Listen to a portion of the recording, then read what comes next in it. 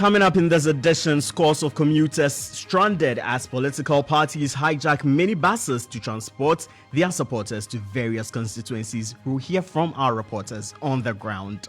Also ahead, Electoral Commission urges temporary staff to conduct themselves with integrity ahead of tomorrow's polls.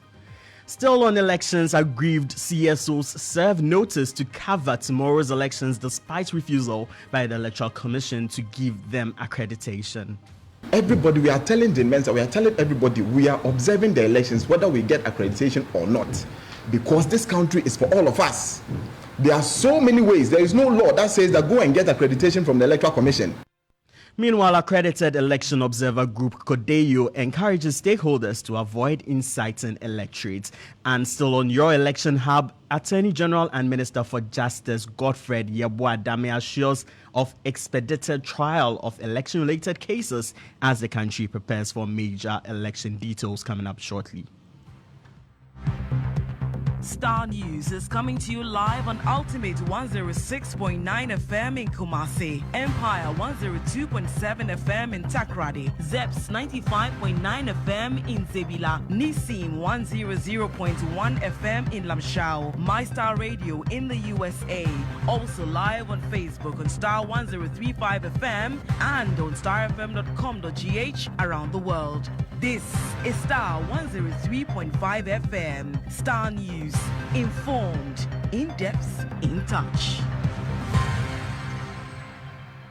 Thank you for tuning in. My name is Eko Boache, and here are the stories making the headlines.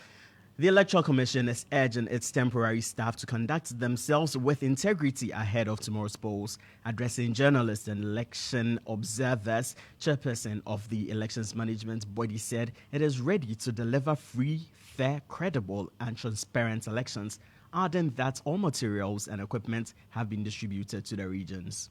We charge you to do it with integrity and to let truth guide you. Be fair in all your dealings. Be transparent and above board. Follow the directions provided you by the Commission, including the wearing of gloves before counting, the posting of pink sheets at all the polling stations, amongst others. Count the votes accurately and fill out the forms professionally. Your role as presiding officers, and here I'm referring to our presiding officers, and your work at the polling stations, which culminates in the pink sheets, is what determines the outcome of the election. We urge you to do it with integrity and truth, and let God's light guide you. Let us all remember, you and us alike, that at the end of the day, we will be answerable to God for our actions and activities. Let us remember that He will judge us for all we do. That said, we believe in you. We trust in you to deliver free, fair, credible, and transparent elections that will reflect the will of the people as expressed at the polls. So that was Chairman of the Electoral Commission, Jean Mensah. They're urging all workers of the Electoral Commission, especially temporary ones, to be very vigilant and also to observe integrity while doing the electoral processes. Now, we're still your election hub and still on some election-related stories. Some aggrieved CSOs who were denied accreditation by the Electoral Commission have served notice that they will cover tomorrow's polls despite not having accreditation too. The organizations led by the Center for Conflict Resolution have described the EC's decision as worrying. Convener of Coalition of 12 CSOs for Transparent Elections, David Kumi-Ado, has been speaking about the matter. Have a listen. Madam Jane Mensah and the rest of the directors and then her deputies decided that they will want to cut off the numbers of people who will be able to participate in these elections, the 2024 election. Everybody, we are telling Jane Mensah, we are telling everybody we are observing the elections whether we get accreditation or not, because this country is for all of us. There are so many ways. There is no law that says that go and get accreditation from the Electoral Commission. The Commission gives you accreditation to be able to access the perimeter where the elections is being organized. Is that not so? Now, after the elections, the law says that paste the result on a notice board where the polling center is. Are they going to shield that one too? Are they going to prevent people from seeing that? Obviously not. So that is just one way. There are many ways we are going to use, and we are going to observe these elections.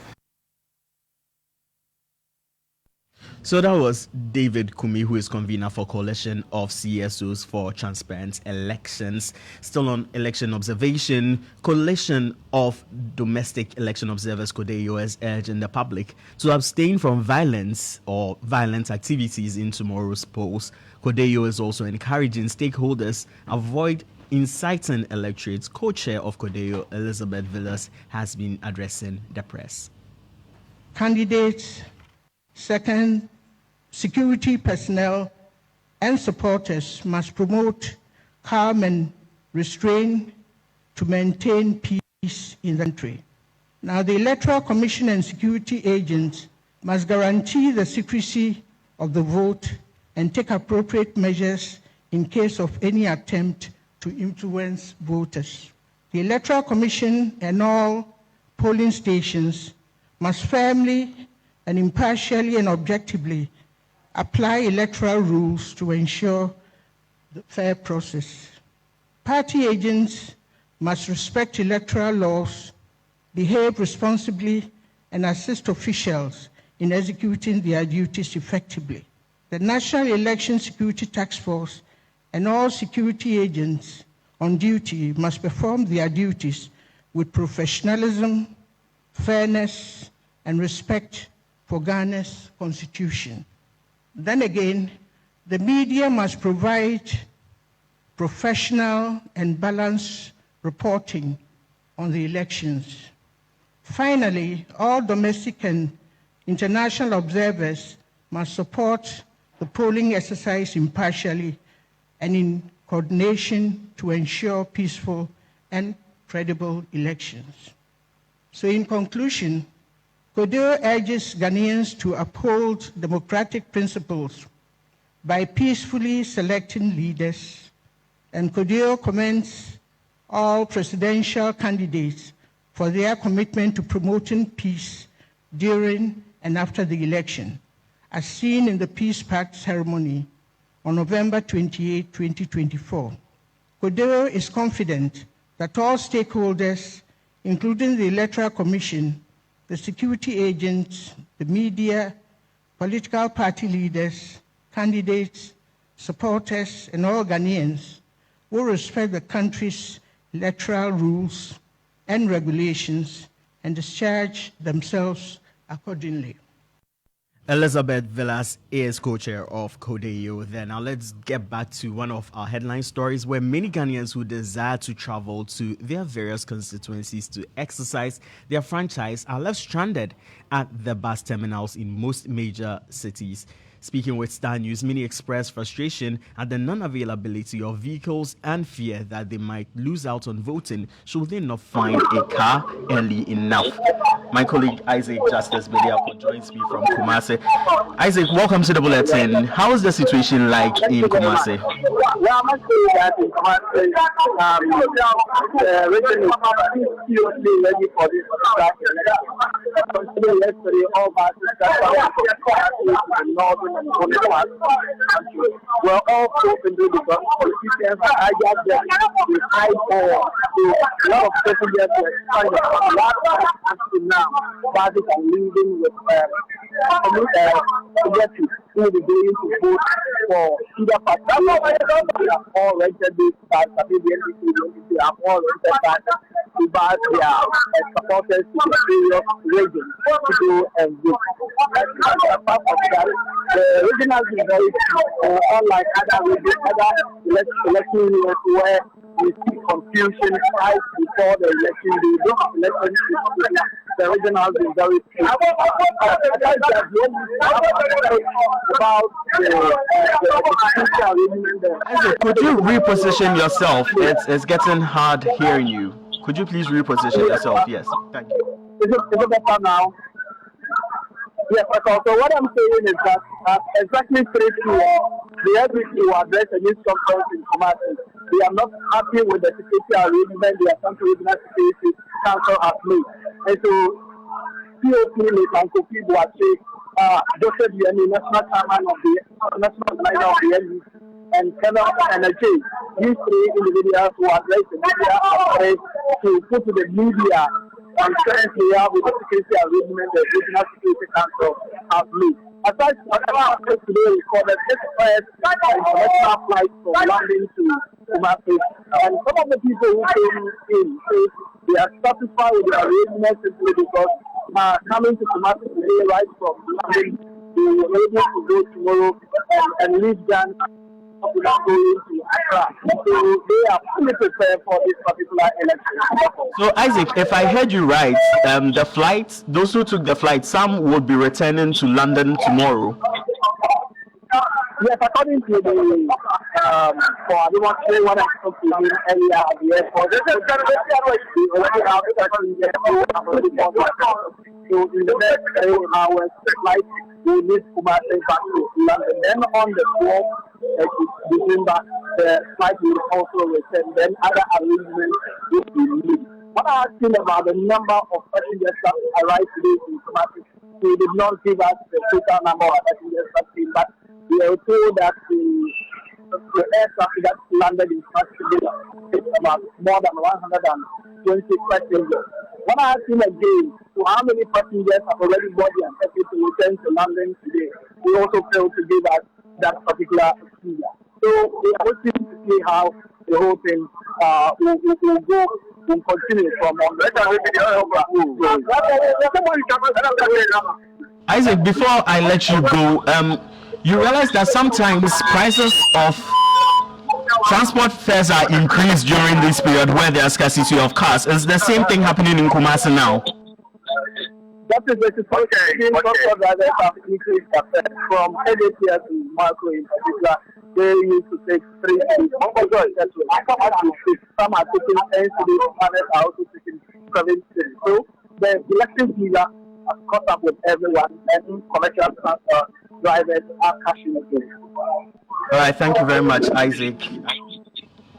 Isaac Justice Bediako is the correspondent from Ashanti region. Restore your election hub.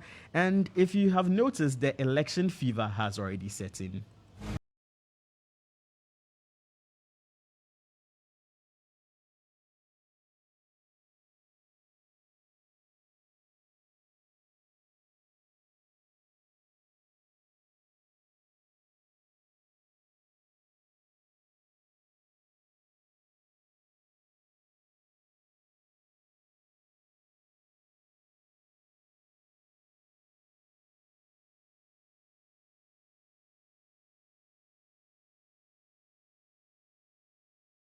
So we just spoke to our Ashanti regional correspondent Isaac Justice Bediako, who informed us about the situation, the transport situation in Kumasi, and also told us that the first international flight from London to the Prempeh International Airport has landed successfully, with the first departure to take place hopefully tomorrow. Now let's come back to the capital city of Accra, where my colleague Obed King Galglo is standing by at studio. Obed, what's the situation there? Right, so Echo, when you come here at the Central Business District, specifically the Tudu station, where a number of vehicles heading towards the Volta region are here loading to carry people to the region. As you are aware, the Volta region is the stronghold of the National Democratic Congress, and so many people we interacted with indicated that they showed up here to go to the Volta region to vote for the NDC. So far, specifically for the Aflau-bounded vehicles, 5 vehicles have left the station. When it comes to the station, there are a number of various bound vehicles. For instance, we have Ho, Peki, and other towns in the Volta region where these buses are heading to. And a lot of people have showed up here trying to catch a vehicle to the region. And they are out of number. And so you come here, long queues over here. But I must say that prices have not changed, even though a number of people here are more than the vehicles that are here this afternoon. Obed, have you been able to engage some of these transport owners? Are there plans to get additional buses, or maybe some least traverse routes might be diverting to make way to carry these people along? Right. So we spoke to some of the drivers and the owners of these vehicles, and they tell us that most of the political parties, mainly the NDC and the MPP, have rented some of their vehicles to carry people to the region in order to assist them to vote. And the situation is not different in other bus terminals. For instance, the STC, apart from the Tudu station, there's an STC terminal where there are STC vehicles heading towards the voter region. And some of the political parties obviously have rented some of these vehicles in order to carry their supporters to the region to vote. And so they tell us that because of the situation, they cannot help it, but to make sure that the vehicles that are here will return from voter region this evening to make sure that the rest of the people who are still here are sent to the voter region by close of day. Oh, but finally, about the people, do they seem patient enough to wait, or do you sense that some people might be leaving the queues anytime soon? Because they do not have any alternative to get to the voter region, most of them are very patient here. Some of them are even eating. Some you see that they have laid a mat, trying to catch a nap, waiting for the other buses who are already in the voter region, heading back to the Greater Accra region. To carry them back to the voter region. So that's the situation here this afternoon. All right, thank you very much, Obed King Gaglo, our reporter at Starr 103.5 FM as well as GH1 TV.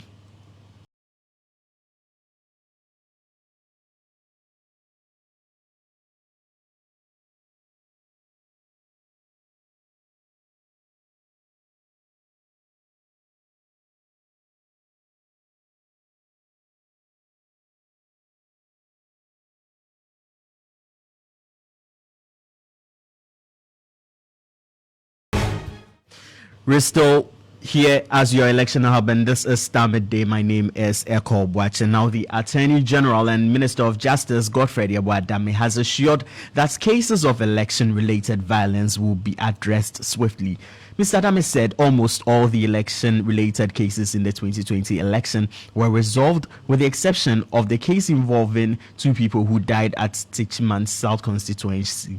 The Attorney General said in that case, the investigators could not conduct a thorough investigation to be able to establish a link between the offense and the act. He made this call when two missions, the AU Observer Mission, which was led by former President of Ethiopia Sahle Work Zewde, and the Commonwealth Observer Group mission led by former President of Botswana, Dr. Eric, paid him a working visit. Contest. The Constitution requires that the petition be filed in the Supreme Court, and all that. Investigated time frame also indicated. And in the case of the parliamentary election dispute, it is required to be filed in the High Court according to the Representation of People's Act. And recently we laid before Parliament a bill to speed up the process of ratification of parliamentary election dispute, to reduce the time frame and all that. But that bill, of course, did not see the light of day since we all know what has happened in Parliament. Parliament is not working, has been virtually shut for some time now. So I think that will go by the same old law, which the Representation of People's Act. The amendments will not be taken into effect. And that essentially is that the time frame for reckoning when a dispute should be filed in court is when the results of the parliamentary election have been gazetted. We wanted to change it from when they are published at the collation center, because that's when essentially the results are declared, everybody's aware and all that, rather than leaving it when the results are gazetted.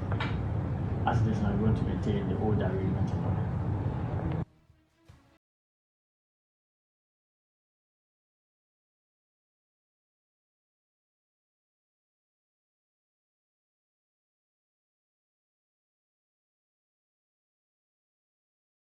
FM, you're still listening to the Starr Midday News. The National Communications Authority has assured the Ghanaian public of uninterrupted internet connectivity throughout the election period, despite concerns of a potential blackout. The NCA, at the launch of its election monitoring and communication strong room, says, together with its stakeholders, necessary provisions have been made for a seamless connectivity within the period. Now, for the broadcasting, TV, and the radio, they also are using their necessary spectrum for frequencies for the service information dissemination and so on.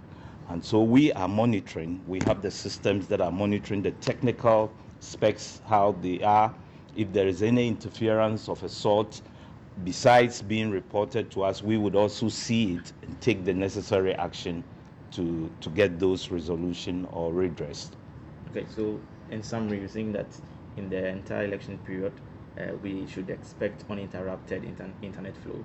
That's exactly why we've set up this situation room, to ensure uninterrupted communication services for our stakeholders, especially for our consumers, the public. So, telecom engineer and IT specialist Professor Yabwa Boateng also revealed the NCA, in collaboration with the National Media Commission, is monitoring the conduct of all media houses. These systems have been set not purposefully for the elections. It's been our system since NCA has been in existence to monitor our spectrum usage and also the broadcasting services that we provide authorization for. We have a collaboration with the National Media Commission based on an MOU, and so through that we do constant monitoring of the content, especially if there's any egregious content, then we could be flagged and then shared with the NMC for them to take the necessary action. So, but the systems are there, again, to repeat, it's not specifically for the elections. In respect of the elections, we've set up a situation room for obvious reasons, because telecommunications play very critical role in terms of communication and information dissemination during the electioneering period. And so we have set as NCA situation room. Now you could see my colleagues doing preparation, because we're starting from tomorrow and Sunday, going into Sunday. And so we would be working in collaboration with our MNOs and other stakeholders, so that if there's any information that we receive by way from the public, we can relay them to the MNOs for necessary action. And also vice versa, if we have any information or reports from the MNOs, then we could also take the necessary action to ensure that we have uninterrupted telecommunications services during this period.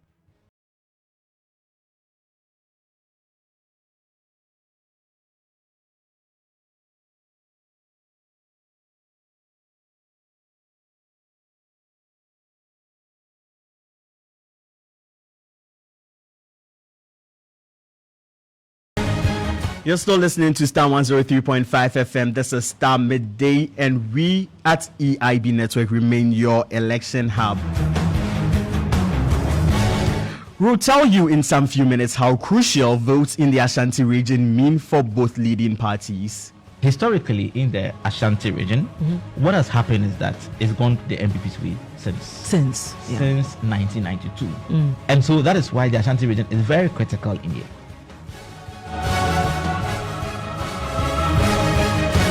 So we'll bring you more details on that on our poll talk. But before that, let's go to the Eastern region, where the special voting exercise in the New Graben South constituency ended with confusion on Thursday, following discovery of 2 blank ballot sheets and discrepancies in figures recorded on the biometric verification device.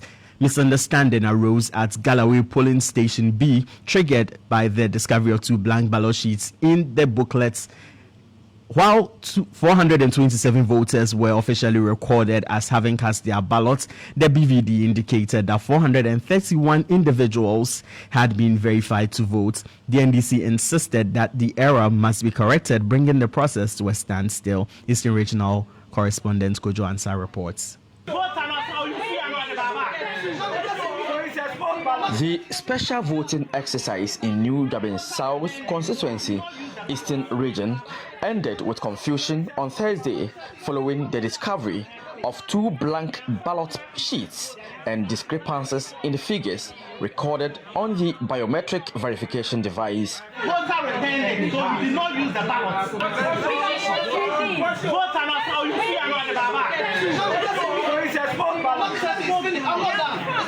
The Galloway Voting Center hosted 2 polling stations for the exercise. Polling Station A, 428 voters cast their ballots out of 508 registered voters.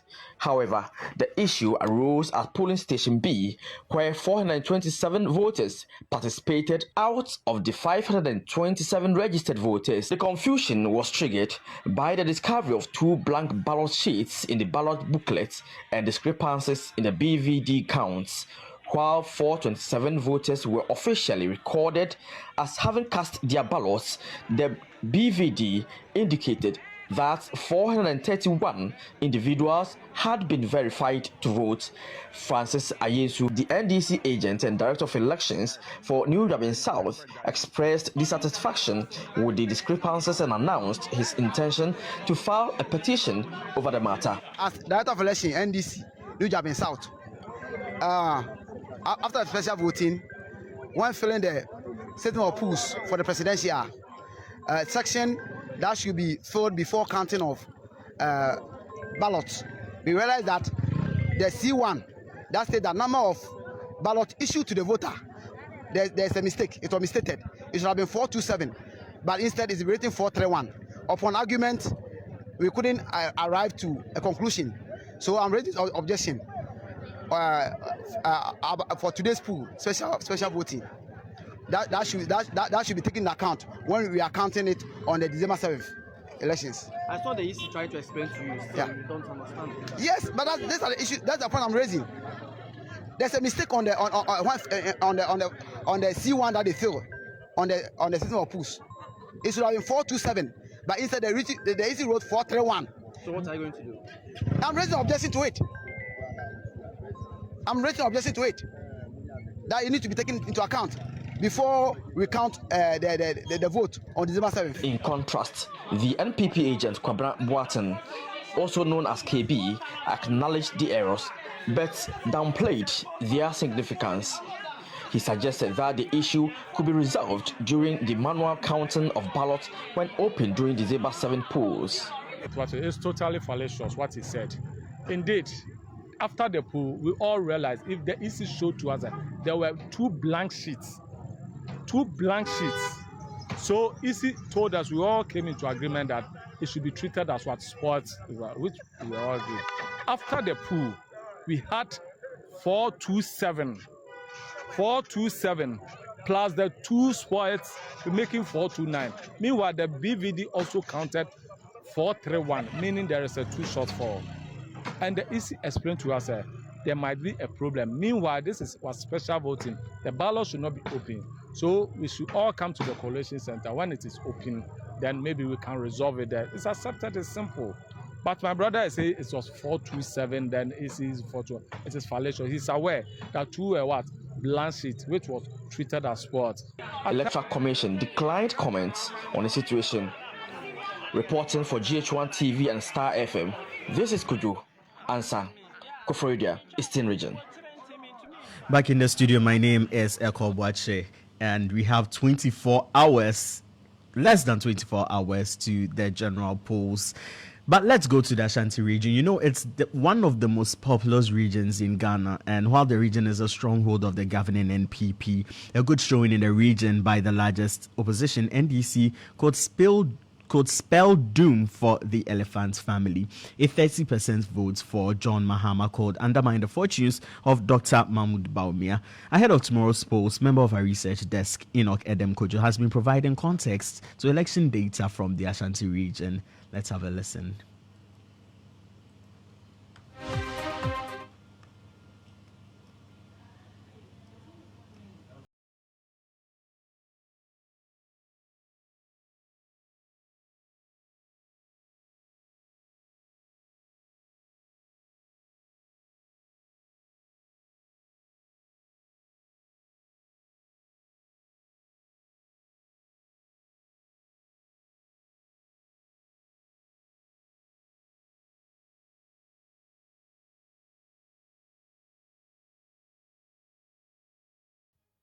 Is that it's gone the MPP's way since 1992.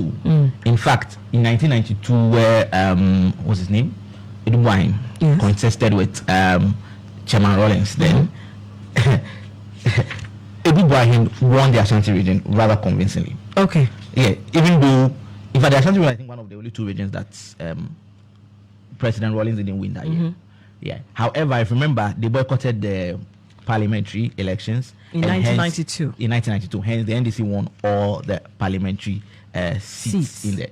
In fact, out of the 33 constituencies that were in the 1992, 33 constituencies in the Ashanti region then in 1992, Rawlings won 7. Out of the 32. Out of the 33. 33, he won 7. 7. And Edwine won 26.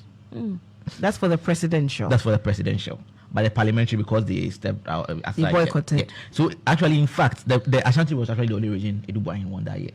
So even at the point where Rawlings was the most popular candidate in the country, the MPP still won the Ashanti region. Okay. So once the popularity of the NDC started reducing, then the MPP started consolidating their gains in that region. Okay. Now, since 1992, the NDC has never crossed that 30% mark again.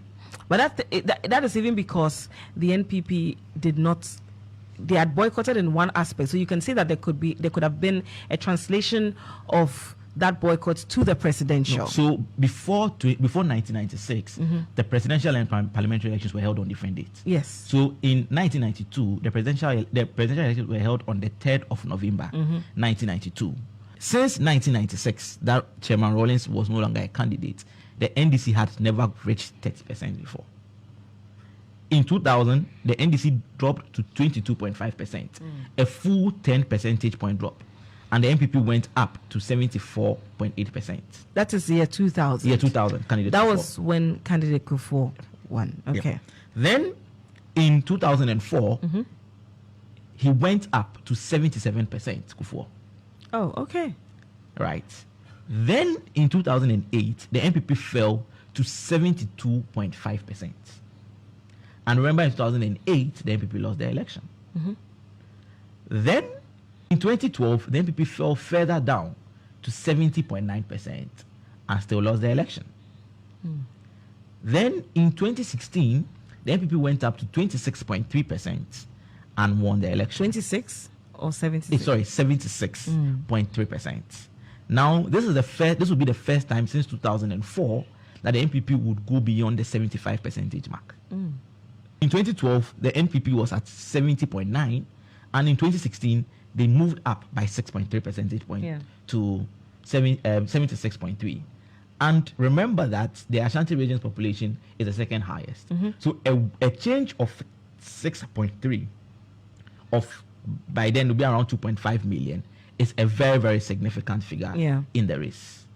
Then in 2020, the MPP actually fell. Its performance declined to 72.8%. Another reason why they are targeting the 75% is that historically, the 2 times that they have, or even 3 times that they have hit that mark, they've won the election. Not even with a runoff. Hands down. They've won it. Yeah. So in 2004, 77%. In 2016, 76.3%. And so that is why they are targeting 75%. So once they hit the 75%, they are good to go. Now, let's go to the NDC side. The 2 times post Rawlings that the NDC won, won the election. Won the election. They did 26% in 2008 and 28.4% in 2012. Okay, so 2008 is what brought Mills into office, yeah. and 2012 is what brought John Dramani Mahama to office. Yes, to his first full term. Okay. So 28.4%. And I imagine they dropped in 2016. So remember I told you the MPP gained 6.3 percentage points between 2012 and 2016. Mm-hmm. The MPP fell by 5.4 percentage points. MPP or NDC? Sorry, the NDC. So they fell from the 28.4 to 23.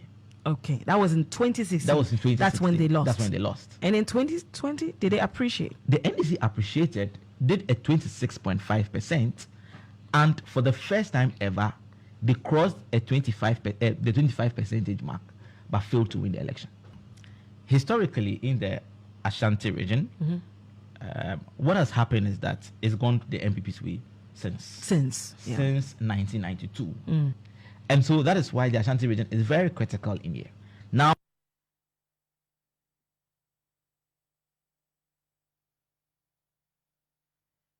so that was my colleague Edem Kojo having a conversation with Nadidi Teti. Still on the election campaign trail after months of campaigning, crisscrossing the country to canvass votes to take over the helm of affairs, the two major political parties in Ghana, governing NPP and opposition NDC, have rounded off their campaigns with mammoth rallies to climax their activities.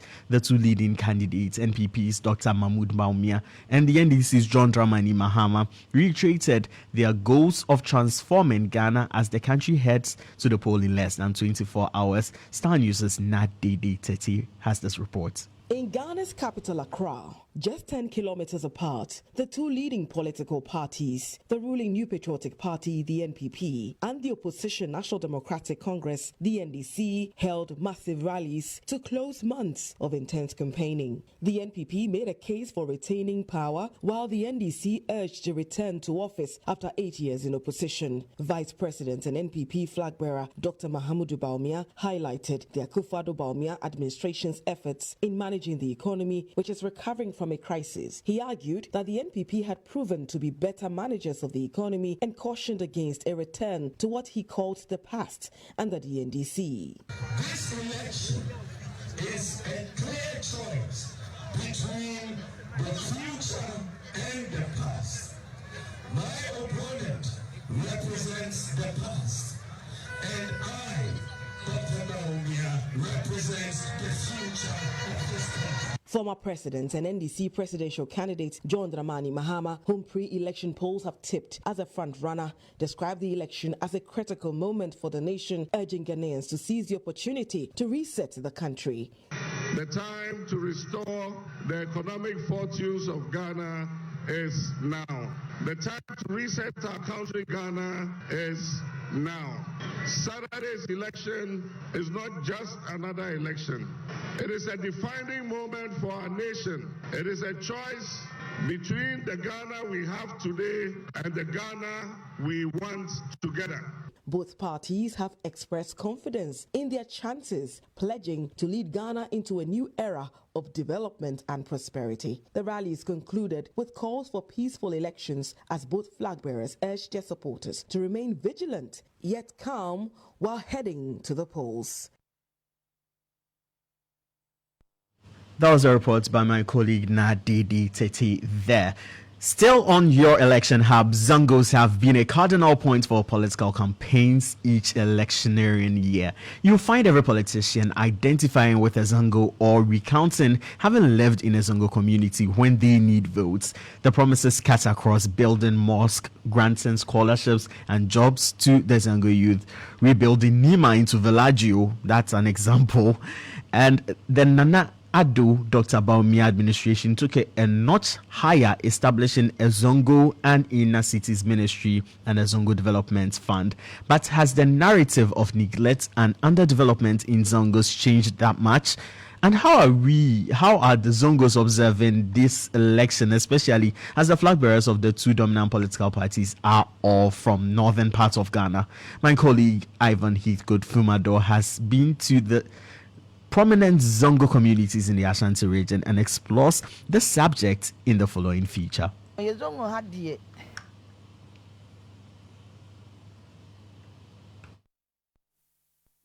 to the same thing. Nina ebi ni zongo ha. And the MPP for money abre, san NDC for so any abre.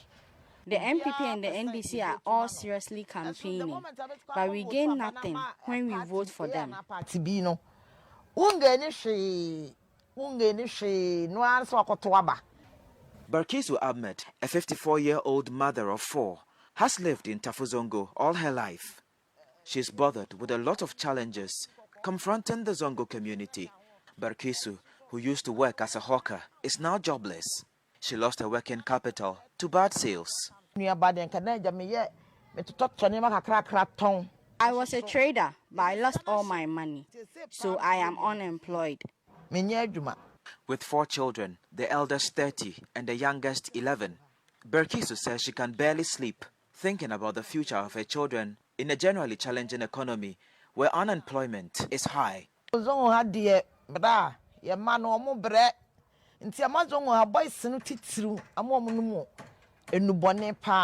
Zongo children have taken to drugs because they are jobless. Some of our youth are graduates with no jobs.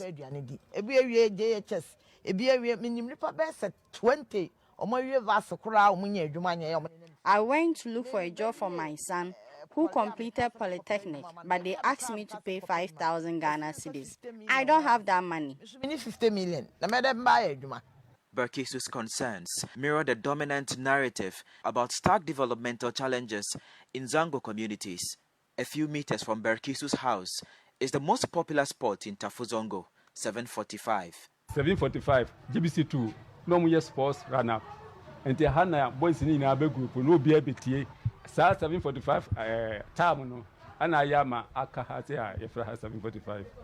The male hegemony dominates. Men, both young and old, sit around whiling away the day with no jobs. Awudugambo Yakubu, a truck driver, is worried. The lack of sustainable jobs in the Zango communities is exposing a large number of teeming Zango youth to vices. These are youth who are idle. They have taken to vices to fend for themselves. It is dangerous walking through this place because they will attack you.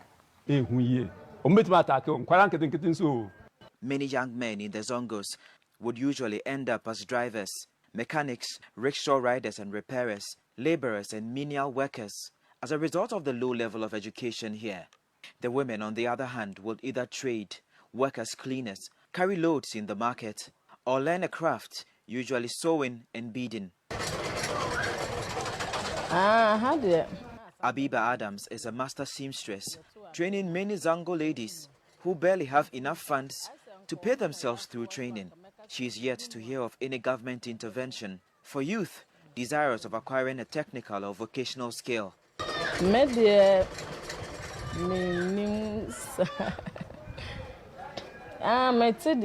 say it means so even mass, but my side A cattle ranch has become a hiding place for most of the unemployed and idle youth. Apart from tending the cattle, community dwellers say this area, which is now deserted, gets busy harboring narcotic drug peddlers.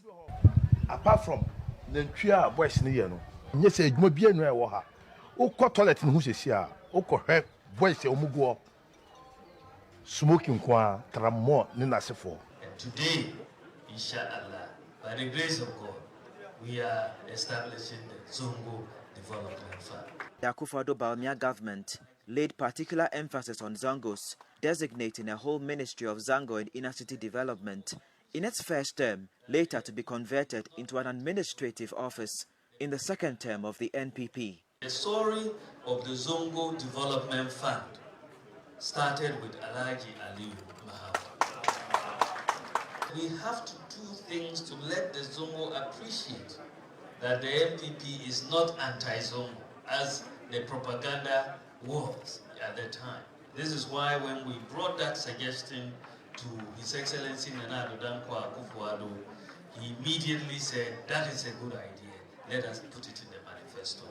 A 219 million Zango Development Fund was voted for basic infrastructure, youth employment and skill training, health, security and tourism in Zongo communities.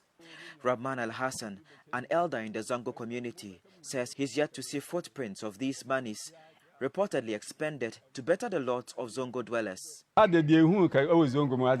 from park apart from me, different. Apart from this AstroTurf, we have seen nothing. For us in the Zongos, we no longer take the politicians seriously. Politicians, they say they are for serious.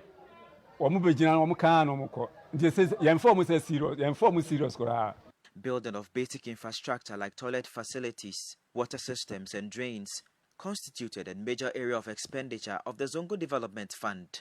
However, in Tafo Zongo, a huge drain along which several clustered buildings are located has become a torment, breeding mosquitoes and posing a health threat to residents. I don't understand why they have abandoned this drain. It has claimed lives. Anyone who says government is doing anything for our Zongo is a liar. Only God can send us a helper. Challenges bebre. So obitina zongo ha. Say ya nya bibi wo ha. Ka kirem say Alhaji Abdallah Ali. Tafokom sheni miso oboa. Di obedwene wo man no ho no. Osoro hinimfa no mra. Inshallah de yesre no no. In the Tafo municipality, the lines are clearly drawn between what they would call the Asante line, dominated by Ashantis with a few number of Zongo dwellers, and then the Zongo line, dominated by mainly Hausa-speaking people. Apart from fights that have drawn each group into their own corners, the tale of underdevelopment and depravity clearly differentiates the Zongo communities from the relatively affluent Asante line communities. Santine, a part of the Zongo settlements, has become virtually impassable for vehicles. Community leaders are worried, should there be a fire outbreak or health emergency, no ambulance nor fire appliance can access the community. Because they say BBC, yes, fire service semra, unya kwan. Say we be cry yare de baby ni ya cause say ambulance mra me fa no. Eno so wanya kwan. Say bibi ni na say jarhye bi say anazo say fire service on ba begina but om empene ngura ha. Wa kwan kra de ba ha na ni ho. A road through these rocky and undulating paths takes you through alleys till you enter Adompom, another Zongo settlement. The most conspicuous building here is the Al-Badaria Basic School, built by the erstwhile John Dramani Mahama administration. A teacher who spoke to Starr News on condition of anonymity indicated that the school is just about the only state-sponsored developmental project the community of Adompom has seen in the past decade. It was under John Dramani Mahama that he built this one for us. At first, if you see this building, you will not prefer bringing your ward here because it was too bad. And when it comes to the Zongo community, you see that development, we are lagging behind a lot. Anytime that you see development in the Zongo community, it is when NDC in power. Traders located close to the school are livid about successive governments neglecting Zongos and throwing them into economic hardships. Everyone is suffering in the Zongo. If the government is good, people are comfortable. But this one is bad. We sell, but people can't buy. Mahama will be a better option.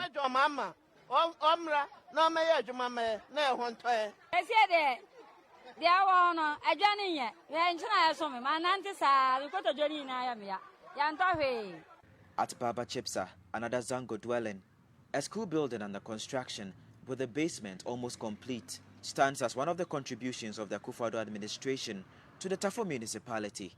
It is unclear whether this was part of projects under the Zongo Development Fund or an initiative of the Tafo Municipal Assembly, as the contractor declined commenting.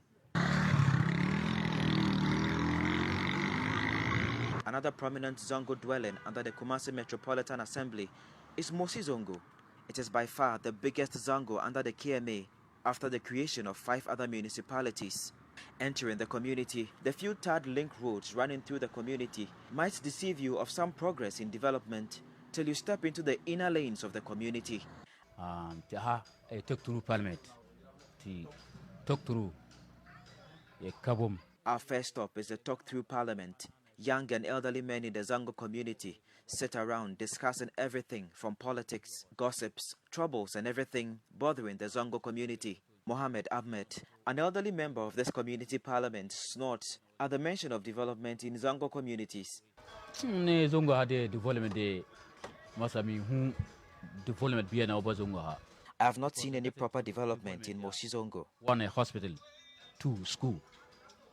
No new school, hospital or roads. So here, when I say, Sabi, about the Midday and was at there. Wallahi. Uno babre oko twaba. It is useless going to vote. We are tired. Masa, because my bre. This youth, Faisal Yakubu, has turned an unfortunate situation into an inspiring one. He tells me he acquired a skill in steel bending after dropping out of school for lack of money to pay fees. He's nonetheless sad most of his age mates who were able to proceed to senior high school and tertiary are now home unemployed. I recommend to education so I couldn't continue my education because of money. But those who went are now home without jobs. As you enter Moshi Zongo proper, mountain challenges unfold before you in shocking glare. A pungent scent of garbage welcomes you to huge gullies created by years of erosion. Unperturbed, the residents cook and perform their domestic chores close to this health hazard. While a corn mill business booms here, Kenke sellers busily knead their dough. In this environmental eyesore, this will end up on the dining tables of many unsuspecting people. Some wooden shacks, located close by, are host to a complex network of narcotic drug peddlers. Youth in their productive years loiter around these dens, either selling, smoking, sniffing, or injecting addictive substances. But for my guide, Audu Asibi Salam, who is feared by these unemployed youngsters, this will be a no-go area, dreaded for robbery and violent crimes. Mention of development in the account.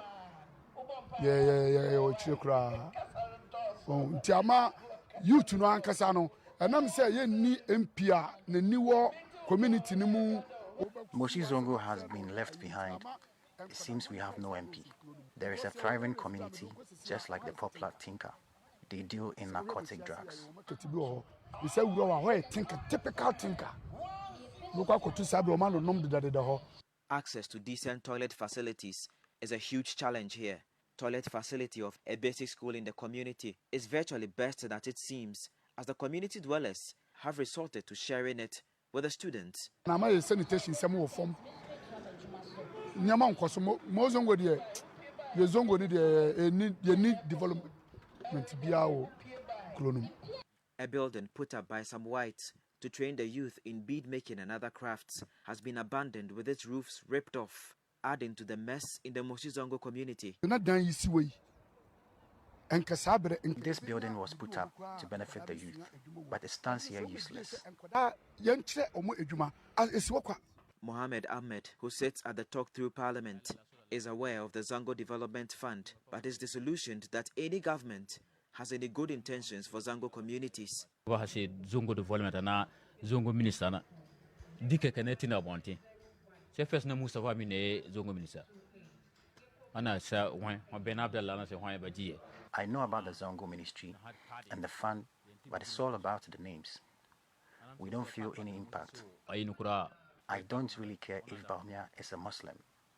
They can even go bring imams from Mecca. I will still not vote. I'm from Jose Burume, Cramoni. If here a mobile one pano, and over to Abamano. Umpe Munko for Maka, Limam, a beginner flatbera, me, mean to Abba. His opinion is shared by the youngster, Faisal. He reposes no trust in any administration to better the lot of Moshi Zongo. Zongo aya ketri and a Zongo way. Now Oshe Moshi Zongo ha. See our roads. There are no jobs. Politicians are campaigning, but we are wiser now. Day in and day out, Omoba. But the same yes, I who say, and some now more can a lies. It is said that the Oba Coeno. Sana was over by. Audu Razak is the assembly member of the Nyanyausu Moshi Zongo electoral area. Well accustomed to the daunting challenges, He says it has been frustrating, pushing for some state support for his electoral area. We are equally taxpayers. We see government projects happening somewhere, other places. And I know not that our community leaders are not pushing, we push it, but I know it's a priority that the system is given to communities like ours is normally very low. And I would beg that we are not saying we should be treated exceptionally, but our own share of the national cake too, they shouldn't deny us. He says instead of wait for a Zango Development Fund, whose effects he's yet to see, leaders in his community have set up their own Zango Development Fund to find some skill training for the several youth in Moshi Zongo drifting into crime and drugs. Under the directive of the Zongo chief and his elders, the Zongo imam and his elders, and other key stakeholders, we have set up a fund. We did some fundraising, we were able to generate something, and we have started taking some of these children to those who want to learn apprenticeship. We are taking care of them. Those who we can pay, we can help pay their fees, we are trying to do our best. So the unemployment situation generally is in the country, and it is affecting us badly.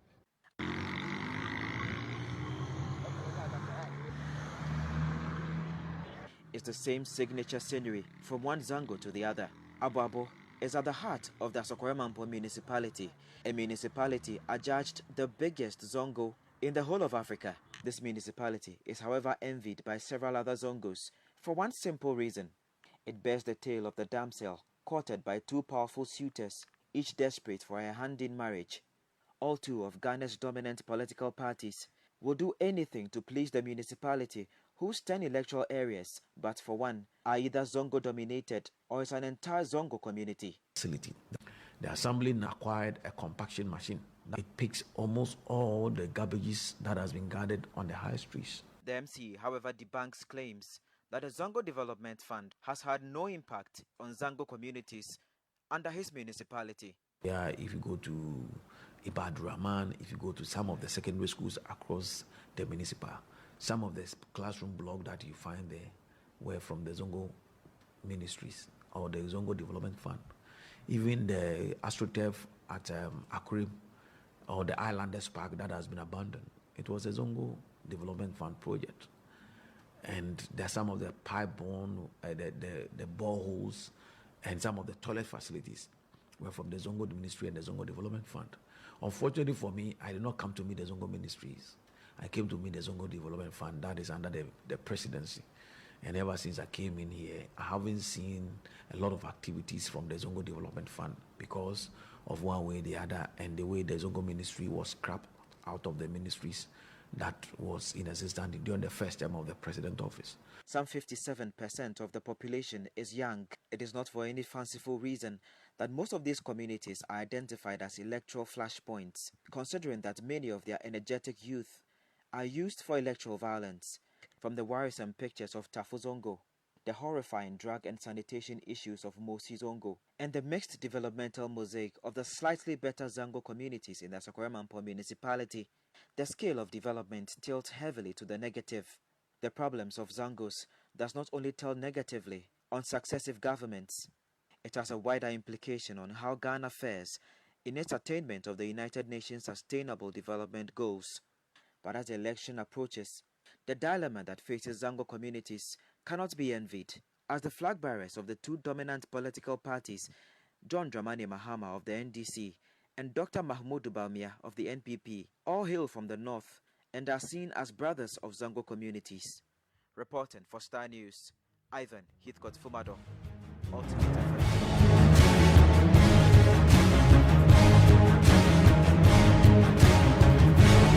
And back here in Accra, my name is Zeko Bache. It's been a pleasure bringing the news your way. For more news, log on to starfm.com.gh. Our election coverage begins at 6 p.m. You'd want to tune in to Star FM GH1 TV for the best experience of the election coverage.